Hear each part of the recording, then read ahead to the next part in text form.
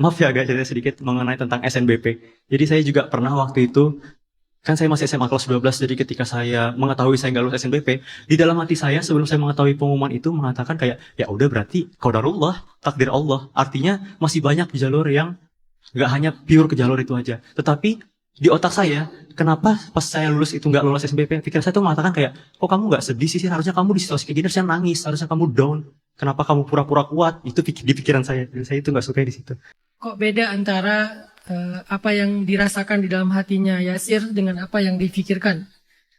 Kadang di hatinya tuh udah ikhlas, udah ridho, udah bisa berdamai dengan sebuah kenyataan, tapi kok pikirannya menyuruh dia untuk sedih, menyuruh dia untuk mengeluh dan seterusnya. Itulah pertarungan antara hak dan batil dalam batin seseorang. Itulah pertarungan antara bisikan hati dengan bisikan syaitan. Dan bukan cuma Yasir yang ngalamin itu, semua orang ngalamin walaupun bisikannya beda-beda. Kita yang tadinya udah ikhlas, tiba-tiba muncul bisikan, kok kamu bisa ikhlasin gitu aja sih? Kan dia begini, kan dia begitu, kan muncul ya. Sehingga nanti bentrok lagi. Jadi kita akhirnya marah lagi, akhirnya kita kayak jadi nggak ikhlas lagi. Memang selalu kayak gitu bisikannya.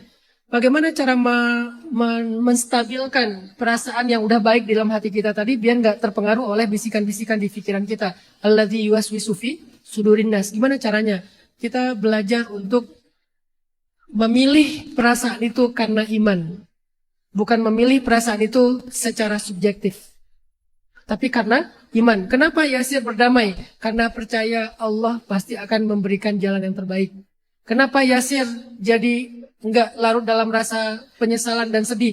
Karena yakin setiap Allah takdirkan sesuatu pasti ada hikmahnya, pasti ada kebaikannya. Nah, pilihlah perasaan ridho, perasaan damai karena yakin kepada Allah atau karena iman. Bukan karena memang ya udah aku mah santai aja orangnya. Kalau gitu tuh agak labil.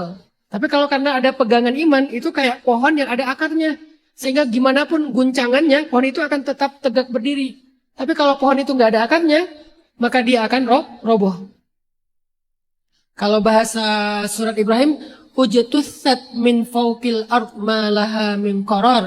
Pohon itu akan roboh dan tercabut karena dia tidak punya qarar, tidak punya akar. Tapi kalau dia punya akar, asluha thabitun, far'uha fis sama, tu'ti ukulaha kullahinin biidni rabbiha. Akarnya nancap dengan kuat, pohonnya berdiri dengan tegak sampai menjulang ke langit. Artinya meskipun dia tinggi dan banyak angin, dia tetap berdiri dengan tegaknya. Dan dia berbuah di setiap musim, artinya produktif. Jadi akarnya harus kuat Yasir. Akar kita adalah iman kepada Allah.